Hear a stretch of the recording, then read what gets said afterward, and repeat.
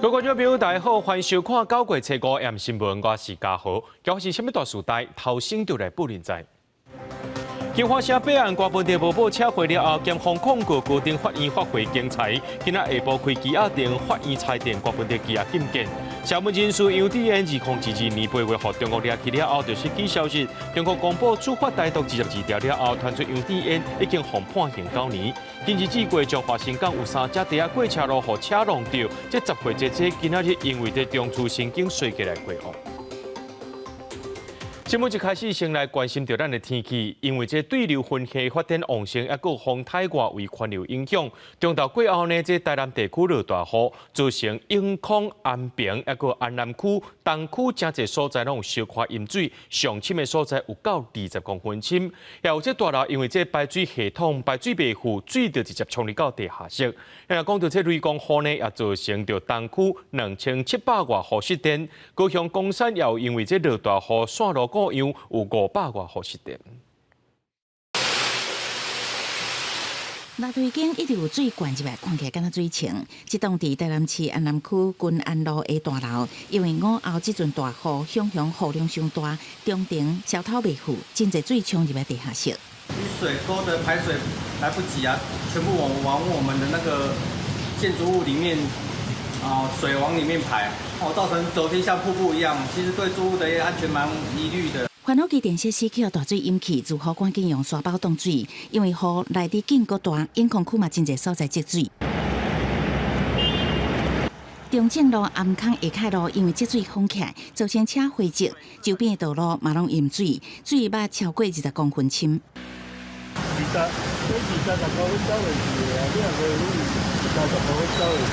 是不是大概落雨过一点阴嘛？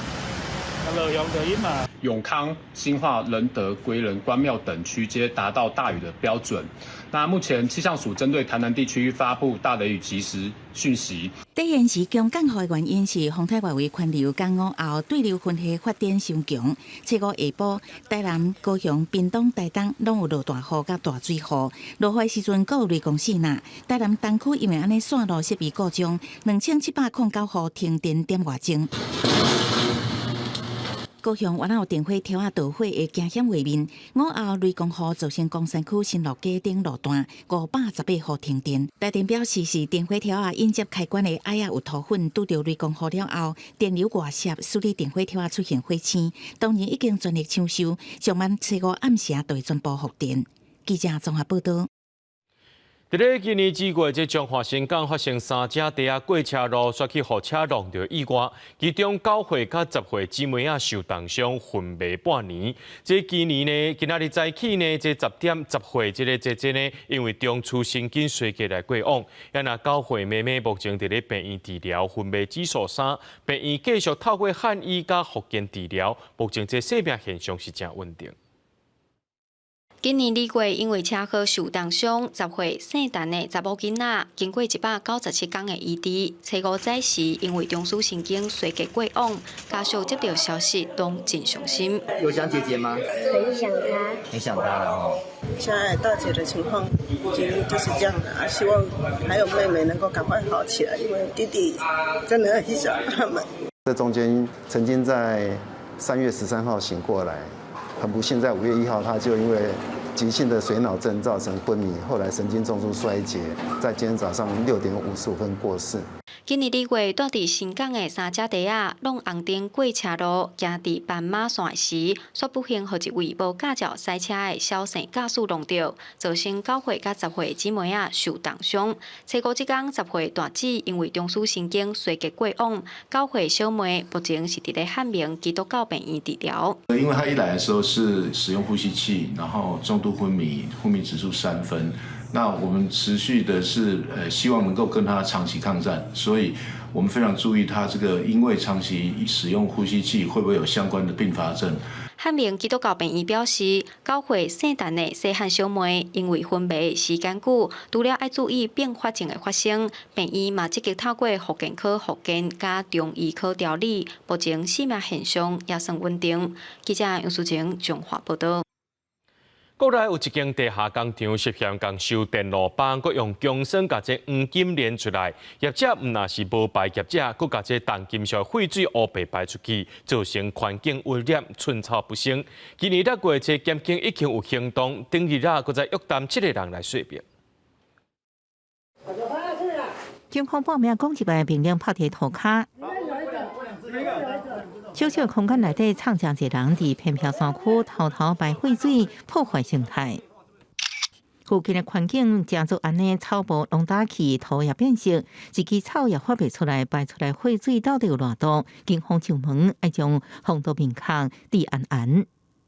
现场确实有烟雾弥漫跟刺鼻的状况，持拘票分别拘捕相关的股东、员工以及一些厂房的提供者。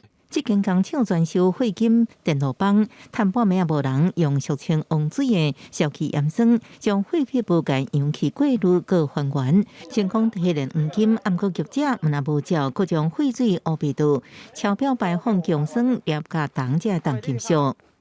俗称的一硝三盐，这样的比例去调配而成的，我们称王水。那因为它具有硝酸，所以它有氧化力；具有盐酸，所以它有撮合力。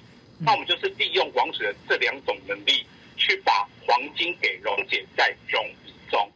为自年开始，工厂已经偷偷运作，毋但家己回收电路板提炼，也间接找金流，协助旧金翻新。这1年来不怀获利，目前要咧调查，毋过环保局发现业者每钱收15块加工费，日产量上悬，延误700两，员工是一工赚超过10万。他不断的调整他的作业空间，那他也转嫁给这个合法委托他的黄金贩售的这些业者，来跟他说这个环境成本变贵了，所以相对的加工的成本也调整。不法集团藏在新北市南口发现代志别空，刷到新德县新埔。检警今年6月发动搜查了后，9月7日约谈7个人，南排有害废水、污染环境，爱护法律责任，想要避也避无路。记者综合报道。赶紧来关心这金华城弊案，本地民众党主席郭文德是无报请回了后，检方提出控告，高等法院发回经裁，台北地方法院今早起开庭，先处理这庭事事项，下晡2点正式召开羁押庭。郭文德去到法院的时阵是拢无讲话，也若开庭是开2点半钟，法院伫暗头仔裁定这郭文德羁押禁见，郭文德随后铐起来，再去台北看守所。民众党主席郭文德靠手铐慢慢行向警备车，头日无讲话。警备车驶出车道，伫支持者加油声中，郭文德7月暗时被载去台北看守所。主席会担心被羁押吗？还是会选择拒保吗？郭文德早起9点外到8时面对提问笑眯眯。检验侦办金华城案件，郭文德原本无报请回，检方提起控告了后，公司退照8时原裁定发回经裁。8时下晡2点正式开羁押庭。郭文德律师团甲检方2度攻防，经过2点半钟开庭，结果大平盘。8时尾5点裁定郭文德羁押禁见，指郭文德明知增加过悬，超过560%容积，互金华城议案违背法定依原即期为止，互共犯违经集团主席陈聘金迄不法利息200多亿，涉犯贪腐治罪条例多例罪之，犯罪嫌疑重大，裁定羁押，搁禁止接其通信。是不是现在心情蛮复杂的？谢谢。郭文德律师郑清源伫裁定了后，真紧离开8时，面色震动，被问到是毋是提起控告无讲话，已经被受压的申请经律师何冠雄以申请经因回答健康因素这理由提出控告，影响被助理高顺明也提出控告。阿伯已经被公告说羁押禁见了。郭文德支持者也伫爱国西路社团画下郭文德爱听组。好，那你现在要去开会了吗？对，好，我觉得我现在 OK， 好，谢谢你哦，谢谢，辛苦了。原本咧就公布节目的黄国昌知影郭文德被羁押，提前离开。民众党应变小组会紧密开会，全党要团结捍卫郭文德性命。我们认为此案的关键在于证据，而不是政治。没有人可以操弄司法，民众党也不要来操弄民粹，就让证据说话。大家一起尊重法官的裁定。面对所有的司法案件，国民党一向秉持着勿枉勿纵的态度，强调程序正义、司法公平，希望司法单位能够依据事实证据办案。民进党台北市议员简淑培也出，无可公司8月12日法庭业清算，到即马拢无申請。台北市上述处境是，到9月初受惠止，还未收到无可公权公司申請停業休困或者是其他變更的記錄。記者綜合報道。好，觀眾朋友，咱的生活趕快是愛過來看這主計總處今日公布8月消費者物價總指數 CPI 年增2.36%，連續4個月攏超過2%的通貨膨脹警戒線，其中以食食起上濟，即年增4.64%。咱若講到這菜色果子類呢，7月是受到風台影響，價數貴個攏起來咯。加上每年上架工資調4.08%，連續9年攏調。外界也煩惱講，這企業呢會調懸這商品的價數。物價起無停，8月消費者物價總指數年增2.36%，已經連續4個月攏超過2%，通貨警戒線，互真濟民眾講錢變薄啊。柴米油鹽醬醋茶，食衣住行全部都，以前1000塊很好用，現在1000塊買不到什麼東西了。現在大概就1-2000塊，一進去買生活日用品，全部就沒了。8月消費者物價7大類起價幅度上大是食物類，年增4.64%，菜色月增21.74%，水果甲肉類嘛攏月增超過6%，食用油是年增7.79%。那食物類價數大起，每年的最低工資嘛調懸至少4%，時薪為2022年的168塊，每年調升到190塊，月薪是來到28,590塊，比今年加1120，創下連續9年的調懸記錄，就驚薪資起價，部分企業可能會加人事成本，轉到商品的價數，造成另外一波物價起價，國發會會密切注意。直接薪資在成本大概10%到14%之間，其實影響是不會那麼大的。我們每個月都有通膨會議，我們會密切的注意這個調薪對通膨的影響到什麼樣的程度，我們會適當的採取各種必要的措施。我们将来的趋势啊，会螺旋上升。所谓螺旋上升，就是我们随着所得不断的上升，我们的物价恐怕也会慢慢的这个上升。但是物价上升的时候，最重要的就是伴随的是我们的所得上升的幅度更大。好，那这个就没有问题。有專家認為，台灣當走向人均所得提升，對合理成本加合理需求帶動的物價起價，這恐驚是未來無法度避免的趨勢。記者綜合報道。勞動部將有開上架工資審議會，確定對明年開始在業員工上架月級一個月愛28590塊。若準是做線工的1點鐘上架也愛有89塊。調聘將詳細去加算，若準算點鐘的薪水，一個月做22工，共款是8點鐘，會當領33000通塊，顛倒是較濟。不過，另一間行業表示講，在業工課也係較有保障、有福利、有年尾獎金等等，也有機會調薪水。究竟倒一種是較好的？這少年家找頭路進前，會當先想一下。飲料好嘍，要記得搖一下再喝哦。飲料店是濟濟大學生做線工趁所費的選擇。勞動部在拜三召開上架工資審議會，確定對明年開始上架工資月級的工課一個月有28590塊，若算點鐘的工讀生一點鐘有190塊。對做線工的少年人來講，有人認為算點鐘的薪水較會好，有人認為網度會使，正式的頭路是較有前途。現在時薪190，如果你真的做得很長，然後一定會比正職還要來得高。我覺得漲到190，但我還是會傾向去當正職，因為我覺得當正職就是放假也是會有錢，就是不是有做有錢，沒做沒錢。若以1點鐘190塊的線工來算，一個月共款上班22工，做8點鐘，攏總會當領33440塊。不過上架的工資一個月嘛，干那28000塊左右，算的線工那個親像較賺嘛較會好。不過根據人力銀行的分析，做線工雖然較自由，薪水嘛較懸，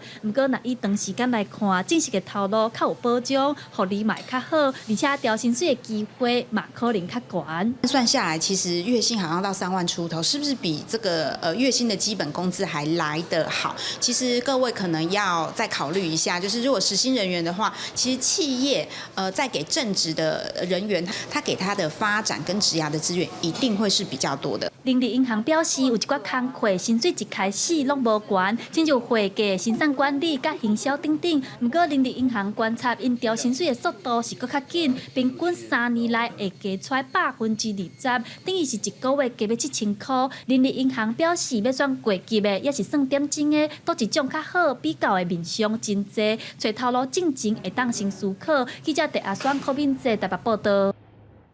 观光业者分品国际宣布讲，这9月开始要试办1礼拜休3天，会伫咧日月潭分品温泉酒店试办。业者表示讲，希望互员工更较侪福利。旅游业者是认为讲，真欢喜看到企业愿意带头做示范。不过欠人的问题呢，上好是开放移工，大家来斗3天。公务员详细整理房间位这所在，伫日月潭的分品饭店，将做观光业第一间实施。1礼拜休3天饭店，也是国内服务业的创举。新制9月已经上路，若无法度1礼拜休3天的部门，会得到另外加班薪水补贴。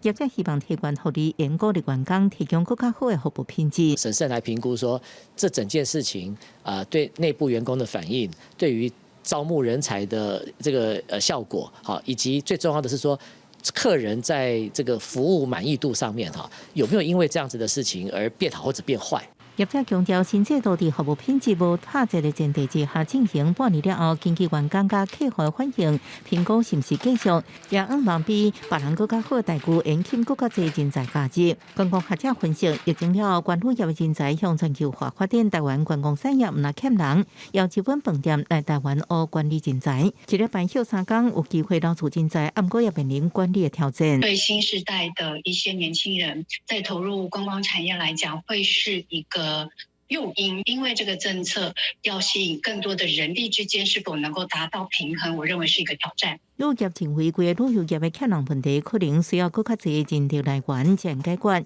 也是希望政府用部分开放移工。外籍移工是大家比较就是产业的新生，大家比较想要尽快能够开放。劳动部8月1日开始开放专科副学士以上学位毕业嘅外生，受相关训练了后，应做部分旅宿业。不过，嘅外生以原价实际投资人数爱国观察，业者希望政府应将开放移工甲嘅外生流向脱钩，各方面来解决欠人嘅问题。记者综合报道。台中市警察局4个分局有警察，亲像是把这违规的白单撤销，改开罚金较少的红单，涉嫌伪造文书、贪污道理等罪，总共有12个警察涉案。甲因带去问话了后呢，检方甲其中一个顺做声称羁押，一个是请回，其他10个是交保。台中市西屯派出所透早是照常运作，不过台中检方测试针对台中市4个分局，总共9个派出所执行搜索，其中也包括西屯派出所，有几多名警察被带回去约谈。检方掌握有警察可能是受人拜托，甲开白色的竞刑羁罚单撤销了后，搁再开这罚金较低罚单。不过依照规定，两者各法的法条爱同款，检方也因为安尼先发动搜索。上述涉案员警之前系于西屯派出所任职期间涉及本案。因定期职务调动而调任至目前所属分局服务，并非多个单位同时涉及本案。经本局主动清查发现后，呈报内政部警政署政风室，并报请台中地检署检察官指挥侦办。检方总共约谈12个警察、9名证件到案说明，认定1名姓李的孙子涉嫌犯公文书定在不实、贪污治罪条例等罪嫌，向法院下案禁见。其他10名警察是以3万到20万不等交保，1名警察是请回。警方表示，这件案件是姓李孙子等人在2020年到2023年之间，可能涉嫌违法开单，也若涉案警察本地拢服务伫咧西屯派出所，落尾因为职务调动去到各分局，这件案件涉案期间，涉案人员拢伫咧同一间派出所服务，不排除背后有人主导。那就是按闯红灯来处罚嘛，总不能因为这样子说开个未戴安全帽吧？这样他就没有按规定来办事了会参详一下啊，因为现在钱不好赚啊，对啊，给我们反正我们也是要探钱啊，很辛苦啊。检方表示，除了厘清守法道理对象是谁，也爱查清楚。除了对查警员含这车主敢是有熟识，也要厘清敢是有对价关系。等待案件调查清楚了后，才进一步对外说明。记者综合报道。讲到咱国内诈骗案件是掠袂离，逐工拢有人去防骗。内政部就推出打击诈骗仪表板，敢若昨一工呢，这财损就超过4亿，昨日甚至有超过5亿，逐工损失拢是几落亿起跳。预估今年全台湾的诈骗金额恐惊会超过1000亿。怎么联系的？手内真侪张汇款单汇对象拢无共，请写字的老阿伯坚持讲是嫌欠少，警方赶到现场点破伊的白贼话，伊才总算老实讲。有没有要投资啊？你是要投资对不对？又可是相信假投资，台北这个80多岁的老阿伯，坦白讲是为面册加入赖的群组，准备开15万买股票，相信讲会当有高获利。警方一直考劝，才成功甲挡落来。获准同意下检视手机对话记录，确认为假投资诈欺手法，成功消弭老翁汇款念头。早起逐工拢有真歹防，哪吒成功的加减招数，为官方推出的打诈仪表板，会当看出咱国内诈骗问题到底有偌严重。新上场的这项系统为受理件数、财损金额、诈骗手法的前5名，逐工定期更新，拢会当看现现。干嘛？初3的财损一工就有5亿外，初4甲减一丝啊，有4亿外。毋过单日损失的金额拢是以亿做单位。推算2024年，全台湾诈骗财损恐惊会突破1000亿，甚至更加悬。你说自己会有落差，其实我们来看是应该统计方面的一些角度不一样了。所以我们这次就把所有只要165的资料会去勾稽依法报案，然后我们把所有的诈骗数据做更完整的呈现。所以你们现在所看到的数据其实是比较真实的，而且也比较具体的。打在仪表板的数据，甲官方较早公布的历年诈欺统计加几落倍。警方回应，以往公布的敢若刑事记录表的资料，两个毋知有争差。不过无论如何，诈骗犯罪正严重，伫全台湾拢有，安怎有效打击，才是目前赶紧爱做的。记者综合报道。各位观众朋友，来看到这新闻，讲到北韩伫咧7月底，予凯美风台吞打，做大水也水崩山，造成几落千人死亡。这南韩媒体就报道讲，这北韩领导人金正恩是真生气，已经处决30名的地方官员咯。另外，这初4到初4暗到初5早起呢，又搁在向南韩放超过420粒的这个粪扫鸡龟啊，有20多粒落伫咧南韩受理。北韩领导人金正恩豆豆行落山坡，坐树林船去视察灾情。北韩7月底因为凯美风台侵袭，和北部的珠江道、有平安北道地区严重做大水，甲土石流，造成4000人死亡，有15000人无厝通转去。韩联社报道，风台造成重大灾情，让金正恩真生气，谴责官员无对暴雨的灾情做好准备甲应对。伊伫视察各地灾区了后，伫8月31日主持劳动党的政治局紧急扩大会议时，表示会严格处罚部分的干部，因为这些官员无做好劳动党甲国家互因的重要职务，才会发生这么多无法度原谅的人员伤亡。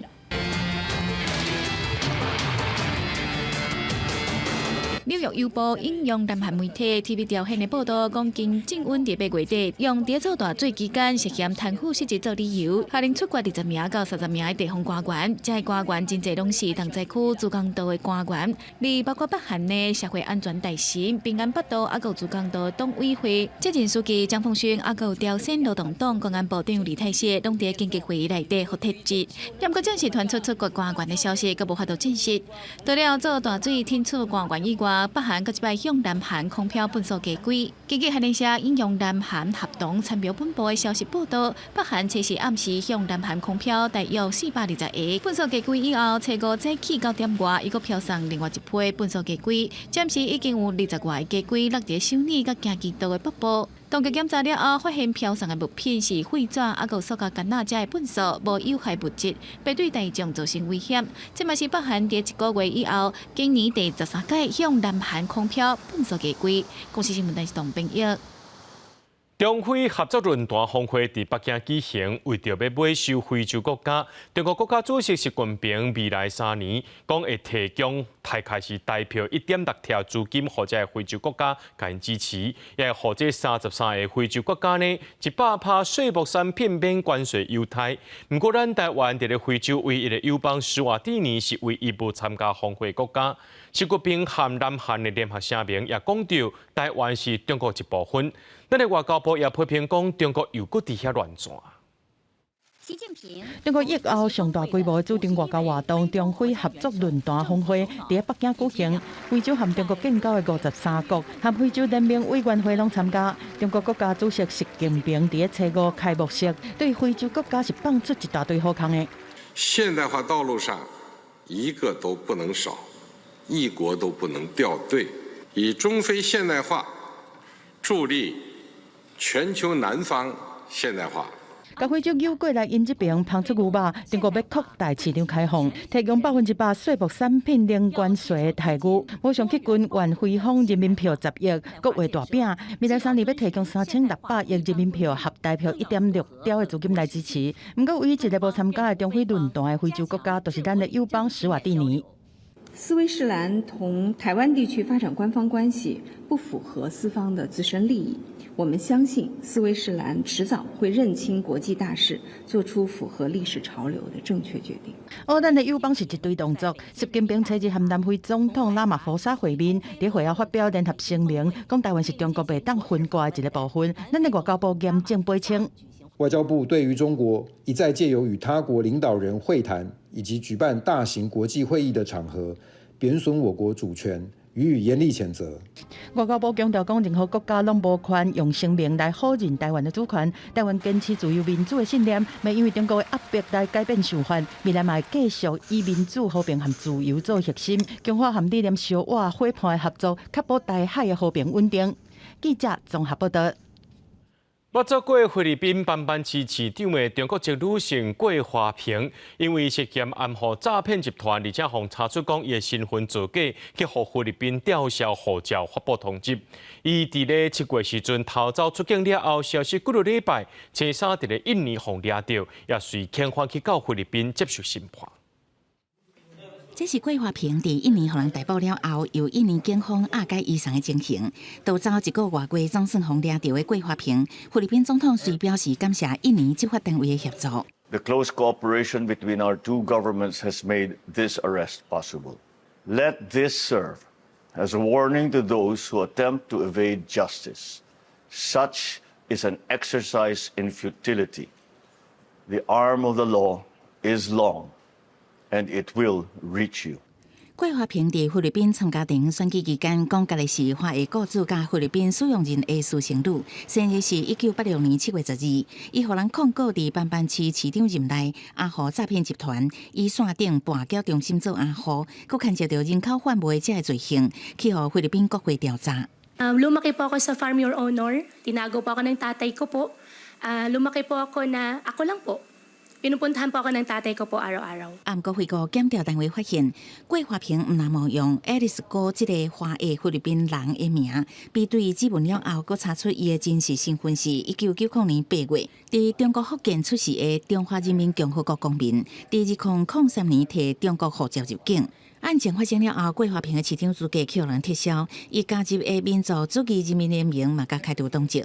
对本案，菲律宾总统小马可斯讲，桂花萍会当成功逃出境，代表司法体系也是有贪污问题，必须要整顿。若是涉案互人逮捕的桂花萍，小马可斯搁再讲法网万毒。不过，桂花萍伫审问期间应该有的权益，也是会得到保障。公司新闻七家人编译。搁在2个月，美国就要总统大选啊 ！CNN 上届新的民调显示，6个关键摇摆州的选情也是无明朗，其中宾州、乔治亚州也个内华达州，这共和民主两党的这候选人呢是拢无优势。不过，共和党内部反对川的保守派政党机关今年，伊却是公开表示讲，伊甲这票呢投互贺锦丽。在选民投在反呼声当中行就台，美国民主党总统候选人贺锦丽拜三去圣罕布夏州造势，向选民表示民主党政策，也讲到这次发生在乔治亚州的校园枪击案，强调只有管制性才能阻止悲剧。That parents have to send their children to school worried about whether or not their child will come home alive. It's senseless. It is. We've got to stop it.And we have to end this epidemic of gun violence in our country once and for all. 共和党总统候选人川普是讲凶手病太小讲，不过已经各国正经历清洁暗杀，有关无改变支持有情的立场。21月总统大选到头算，美国主要两党候选人伫移民甲情的管制者核心基地激烈交手。美国媒体相信民调显示，来关键摇摆州选情议员经伫遐，何金雷伫威斯康辛甲密西根州有优势，川普伫亚利桑那州领先，乔治亚、内华达甲宾州两人是持平状态。其中上关键的是宾州，伊是美国选举团制度中票数上大摇摆州，有19张选举人票。一礼拜进前，总统拜登就参加民主党宾州造势，为何金雷下台。共和党内部反川配声音也无停。经亚利桑那州参议员马克莱切纳霍斯指明最近直接加入民主党支持何金雷。保守派前众议员利兹前年之前公开表明会将票投给何金雷。And as a conservative, as someone who believes in and cares about the Constitution, I have thought deeply about this. And because of the danger that Donald Trump poses, not only am I not voting for Donald Trump, but I will be voting for Kamala Harris. 何金雷甲川普之间的第一场总统候选人电视辩论，70会伫费城登场，甲顶一摆同款用乖麦克的机制，未轮到发言的候选人免插嘴影响对手。现场无观众，候选人也免早写谱啊上台，因为美国选民高度关注电视辩论，候选人表现会影响帅气的选情。公司新闻勇敢评价。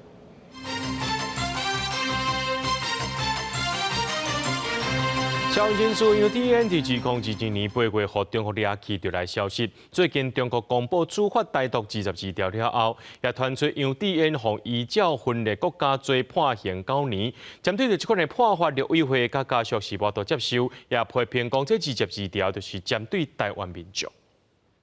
今天，浙江省温州市国家为民顶管这个查甫人，就是2022年8月，在中国浙江县逮捕的台湾民族党副主席，嘛是社运人士的杨迪恩。迄当阵红掠走了后，伊中时失去消息。最近对华先公布订独22条，这么个传出杨迪恩红照台独头目，涉犯分裂国家罪，和中国温州法院判刑9年。我方政府及家属均拒绝接受此判决结果。好，政府在此提出严厉谴责。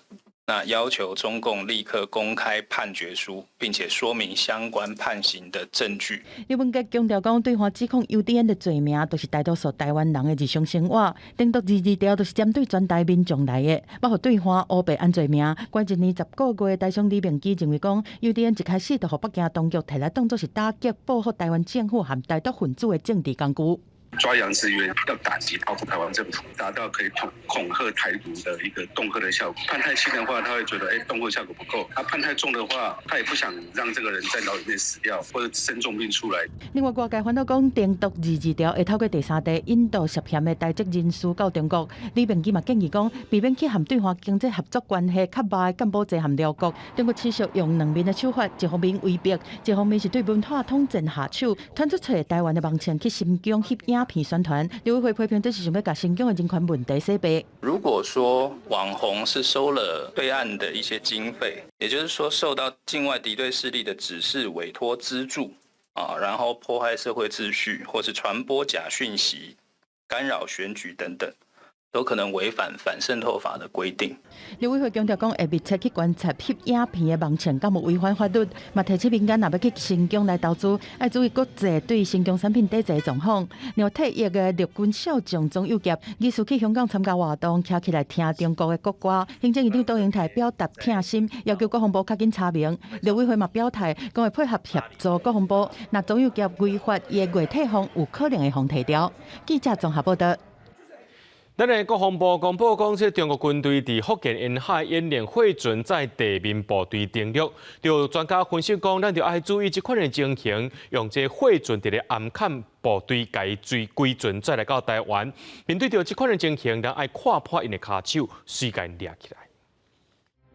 中国军方一直扰乱台湾，国防部侦查到14架厝的中国军机、7架厝的中国军舰、2架中国的公务船，持续伫咧台海附近的活动。其中13架厝的中国军机下过海峡中线，而且毋但是海空有行动，中国东南沿海嘛有地面部队的活动。国防部头一届公布，为初三开始，就侦查到中国军方伫福建东山大厅湾，甲地面部队再起离汇准的训练。自3号开始，国防部陆续侦获中共各型主辅战机以及直升机、无人机，配合2栖舰船、滚装货轮装载地面部队，在福建东山大城湾附近海域从事联合登陆演练。国人会担心会有木马屠城的效应，也就是它是一个民间的货轮，却可以整船载着2栖登陆部队，整个移动到台湾这边来。中国军方伫大厅湾附近的海域做联合登陆的演练，毋但是空中的兵力，亲像战机、无人机、直升机，配合海顶两栖舰船，还佫用货船载地面的部队。有学者分析，就要预防中国军方利用货船假做是民间的船仔，偷偷载人员甲装甲车渗透偷袭的风险。建议国军伫兵争甚至是战争的时期，要强化警疏，掌握台海附近船仔的动态。陈平时期，你要对这些滚装货轮做先制打击基本上是不可能。清楚的去征收这些船舶的动态其实加强注意这些船舶的动态的掌握其实就可以了。国防院学者苏浩宏认为讲，国军只要会当稳定挡过头一波的攻击，中国军方想要利用货船载地面部队进行登陆作战的威胁的风险，就会大大降低。现在国防部嘛表示，中国货船是长久的威胁。已经有纳入各种演训上定的设计，持续运用联合情、监侦手段，严密掌控中国军方的动态来应用。记者综合报道。真侪国家拢伫咧发展太空科技，咱台湾也无例外。现在讲到这发射场要设伫咧倒位咧，国科会顶个月有公告会设伫咧台东或者是屏东。现在当地村长是拢真期待。学者也认为讲，台湾的地理位置真好，对太空科技是有帮助的。3、2、1。一声最大声，可见火箭对空中飞起哩。台湾最近几年是积极在推动太空科技的发展，但是却找无发射场地。一直到2022年1月，屏东旭海设立第一个底基可见火箭发射场了后，过过2冬外，国科会8月27公告讲，甲台东南电部落和屏东湾州的高鹏村列作是国家发射场的候选地。我很乐观其成啊，但是也是要尊重地方的民意啦。说明针对这一个方面应该普遍的都能够去接受。我们也希望因为这样而能够带动我们地方的产业观光的发展。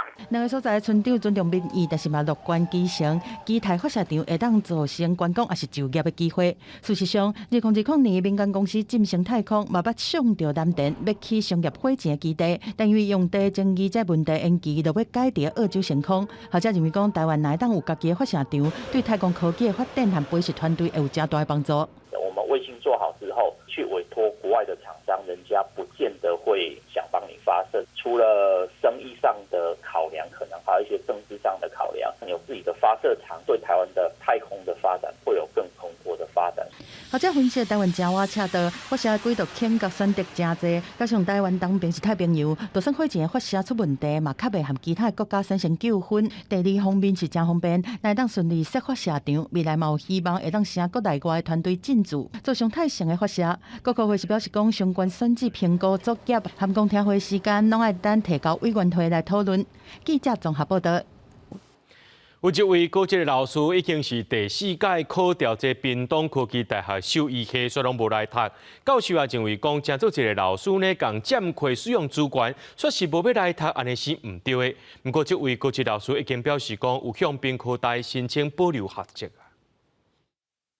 大学生后礼拜就准备要开学啊！屏东科技大学兽医系今年录取的名单内底，有一位内部农工姓张的老师，伊考调兽医系4摆，却拢无办入学的手续，无来读册。屏科大兽医系教授真不满，兽医系主任林昭南表示，这几年兽医系不止抢市，屏科大逐年30个名额，保留予高中一个学生登记的，就简单10个名。考试是他的权益，但是他一旦去分发上了没来念，影响的就是后面的落榜头了。而且这种分发是没有备取的。据我所知，有人考5次只是连考都考不上，但是却有人这样子考上又不来念，这个我个人觉得是非常的不应该啊。目前国内高达4间大学有兽医系，其中屏科大是唯一一间开放予高中职学生用统测来报考。张老师是对103学年、101学年，还有112甲113学年4摆拢有考调，煞拢无来读，就占一个名额去啊！实际去到内部农工向张老师纠正，学校代替伊发声明稿，表示老师平常时教册真认真，已经向屏科大申請保留學籍。不過問到想怎要來考試，還有什麼時陣拍算要去讀，伊攏無回應。其實他考得上也算是他厲害這樣，但是他不來念的話，真的就是讓學生啊跟校方都蠻困擾的。這幾年因為動物伴哪來哪濟，獸醫師的需求嘛對咧增加。林昭南主任嘛表示，獸醫系需要5天來學習專業知識，才會當參加國家考試，正做合格的獸醫。希望錄取的學生攏會當登記入學，做回來學習。記者邱昭勇屏東報道。台灣的熱天熱氣氣，較袂跌到超過30外度。親像這高雄呢，有一寡所在青紅燈一等就要等幾60分鐘，甚至是分半鐘左右吼。調機關建議這市政府會當參考外國，佇咧人行道紮一個篷布，或者是佇咧捷運站附近設站設施。不過事實上呢，高雄這個做法攏捌試過，只是講效果無講介好。來到中山2路甲3道4路交接，這位高雄路口秒數上長的青紅燈，就要等99秒。這裡熱的高雄，真濟徛倒擺人攏反映佇等待的時陣熱甲擋袂調。好，那如果接近中午的時間，基本上是那個沒有辦法等，很熱。其實你大概5秒10秒就受不了，在陽光底下，對啊，你就會很熱了，所以我會建議設。高雄市辦過甲大型掠日棒設佇車道，卻因為掠日的面積無大，駛這日定項攏歹去，防災毀損等問題。3天前拆除，最近有民代出國考察，發現南韓佇人行道懸頂設佇雨傘狀的掠日棚，雨傘會當自動開合，閣會當噴水降溫。嘛民代發現，新加坡要求這溫周邊400公尺內底，就要專門設置着掠日的設施。建議市府閣再思考設置着相關的設備。有捷運轉輕軌，類似這樣子的一個重大交通的節點呢，都可以來設置這樣一個路口遮陽的雨傘。公務局將與市府相關單位評估其適用性及適法性，再行研議規劃。這是大家常年累積下來的，對啊，不要浪費國家的錢。市府規劃要設置掠日雨傘等等的設備，需要考量到車輛的視線，設置的空間嘛需要法令來規範推動，啊，閣要研議規劃。目前有一寡商圈佇人行道懸頂有設置頂棚，未來人行道改善工程，伊嘛加種樹啊，增加都市樹木的面積，嘛會當降低着綠道效應。記者王劉婷丹現坤強報道。伫咧新豐這個所在呢，有一個100歲阿公叫做羅美如，伊退休了後，就伫咧國校啊做這交通的志工，到今做20多年，身體有關是真勇健。阿公阿公，逐工來到學校看囡仔上課，心情就真快樂。透早7點，穿好志工制服，手提機啊，準備開始做交通志工的工課。每一個來上課的學生，看到羅阿公，攏好咧講牛雜。他很親切，很慈祥，很像自己的家人嘛。對。今年滿100歲羅美如阿公，過去是做貿易商，退休後來到國小做交通志工，到今已經20多年。羅阿公講會當看到囡仔的笑容，然後家己的心情，逐工攏快活。參加以後，我自己健康每一天都不一樣，都是那個健康度數是。很天氣快啊！有時候有一次那個學童他看到羅爺爺你好帥哦，聽這一句話很高興啊，非常的感動。羅爺爺已經100歲了還帶領我們的志工隊。那我們志工隊呢，團結一條心，大家都很佩服、很尊敬他。校長指出，羅阿公平常時除了負責學生上下課安全以外，對學校任何代誌攏真認真。其實他每天都勤做運動，對我們學校的校務都非常的熱情。也因為他的積極，所以他看起來健健康康。我們也鼓勵他能夠多跟孩子們接觸。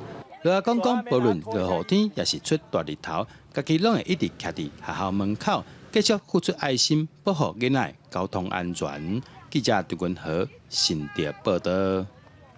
厝内面若总有身心障碍、较特殊的囡仔，爸母就爱开搁较侪时间去甲因照顾。为着要减轻家长的负担，就社福团体设立照顾中心，提供这高中毕业的身心障碍囡仔来使用，也互这爸爸妈妈有家己时间听好休喘。家伫手中的饼分互爸爸做老爸是真欢喜，嘛真感动。孙爸爸有2位自闭症的囡仔，伊讲照顾的过程是足辛苦的。为着囡仔的未来，伊讲上重要的是爸母爱心行出来，囡仔才有希望。我有2个囡仔，2个囡仔拢自闭症，人斗相共其实嘛是甲我家己斗相共。我就感觉讲我迄。毋是讲每工就一直咧做照顾囡仔的代志，我嘛开始照顾我家己，来照顾别人。3、2、1，揭牌！真侪有自闭症、过动症，也是行动无方便的囡仔，伫高中毕业了后，就无所在通去。民间团体提赛心家族去一栋新的大楼，提供一寡身心障碍的囡仔，伫日时的时有运动、学习、甲休困的空间。我们其实就是白天的时候，父母上班的时候8点左右，然后我们就可以进到这里来。我们会有一些个别化的课程，然后还有一些律动啊，还有一些维持生活机能啊，甚至是进步的一些课程。提赛新家族的2位创办人本身嘛是特殊囡仔的爸母，真知影要安怎帮助这款家庭，爱心帮助爸母。因讲照顾爸母的心情是上重要的，有人分担来照顾重担，才有法度一直行落去。提赛新家族打造一个舒适的空间，鼓励爸母来这放轻松，交朋友，将家己的心情照顾好势，才有气力帮助这寡囡仔行向未来。记者陈阿双、柯敏哲台北报道。台湾今年顶半年，这外国游客来到台湾的上届这就是日本游客。因为香港、澳门凭去年同时间来比是有较减少。华人的观光业者观察讲，因为香港、澳门旅客也有韩国游客特别爱去华人，最近人数有较少，才有可能是受地动影响。观光署表示会用无同款的行销策略，邀请日本、韩国艺人来做代言人，加强宣传。到平开放天灯，日本旅客真爱北台湾的铁道风情。虽然今年第一季来台湾旅客人数有下降，不过伫最近日本旅客有小可增加。伫台北市真有名的豆林店，就看到真侪日本旅客。もうすごい、人も優しいし、気候も穏やかだし、安全だし、また来たいなと思う。日本でも人気な観光地だから。楽しみにしてきました。观光署上新的调查显示，6月份来台湾的旅客，日本有76000多人，比去年同期成长3成，比韩国旅客较多。因啊，港澳客虽然伫咧6月来台湾人数有10几万人，不过甲去年比较是衰退。若是用1月到6月份的统计来看，日本旅客回升真多，顶半年上大的来源国。华人观光业者观察到。港澳客甲韩国客真爱来华联省，不过伫咧控诉控3地动了后，这2个国家来的旅客明显有减少。包含这个对地震的不稳定原因以及对地震的不了解，那像是太鲁阁景点的这个停止整修以及封闭，那我想这个都是最大影响大家前来台湾的因素。第2季跟第3季相对来说是韩国旅客来台的淡季，加上04、03地震也影响了韩国旅客来台的意愿。为了要冲今年观光客来台人数超过1000万的目标，观光署伫咧8月中已经请有名的韩国明星来做台湾观光市场的代言人。因啊，日本市场部分虽然旅客回流，不过相比较以前前一年216万人次依然有差。观光署会请日本明星来台湾翕旅游影片，将会锁定日本20到39岁男性，也有40岁以上的男女来加强行销。记者综合报道。今年是台北建成140周年，台北市文化局也举办纪念活动，以电影中的台北来规划系列活动，招民众做伙来看17出经典的电影。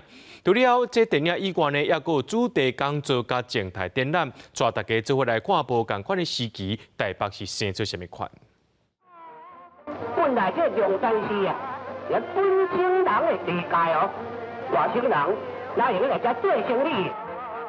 1962年的台语片《龙山寺之乱》电影，唔能讲族群的冲突，嘛通看到台北湾甲龙山寺庙口的药酒摊，抑个化卖的生活场景。真侪电影当中拢记录无共时期的台北。台北市文化局响应建成140周年，推出电影中的台北系列活动，要招民众做伙来看电影。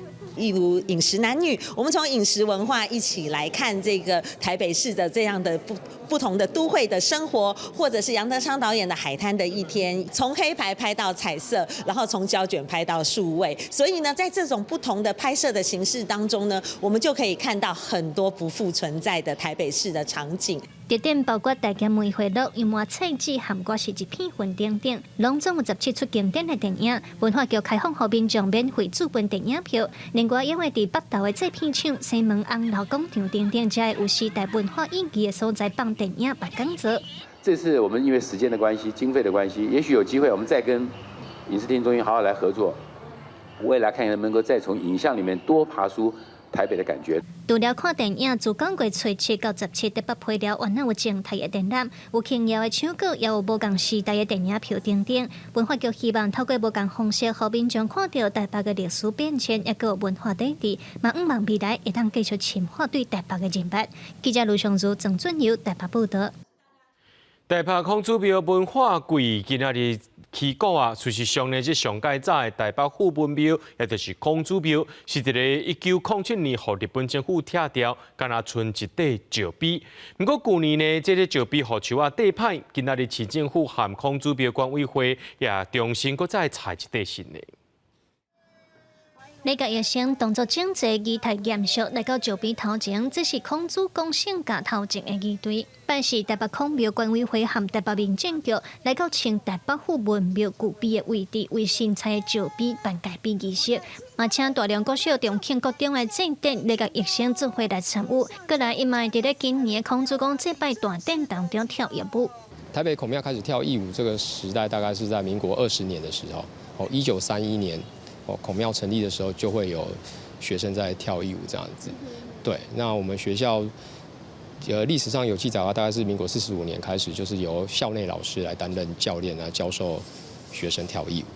新的石碑中加做一个台北孔子庙的模型，和英国拢是字的古碑真无共款。民政局讲，希望会当互人注意到台北孔子庙的前身台北府文庙，到底今卖台北市立大学。文庙是1879年时起的，后来拆掉，敢若剩一个古碑。民政局表示，去年因为树仔倒去，甲古碑地歹，所以佮采新的石碑起嚟。那最重要的活动就是祭孔嘛，那另外我们为了要让那个现在的年轻人能够去了解孔庙的相关的那个文化，孔子儒家的思想，所以会办一些市集、园游会、讲座。另外，台北市孔庙管委会表示，今年是台北建成140周年，文庙嘛是当时建成的时期做的有重要的教育意义。管委会表示，台北孔庙文化季按9月初5开始，有办相关的讲座和古籍修复纪录片、首映会等等的活动，要招民众做伙来参加。记者卢尚如、郑准由台北报道。台湾众庙做伙来看明仔载天气。基隆、台北、桃园、新竹对27度到37度；苗栗、台中、彰化、南投、云林对26度到35度；嘉义、台南、高雄、屏东对26度到35度；宜兰、花莲、台东对26度到33度。平安金门马祖对27度到35度。节目最后，感谢各位观众朋友收看今日新闻，我是嘉豪，咱再会。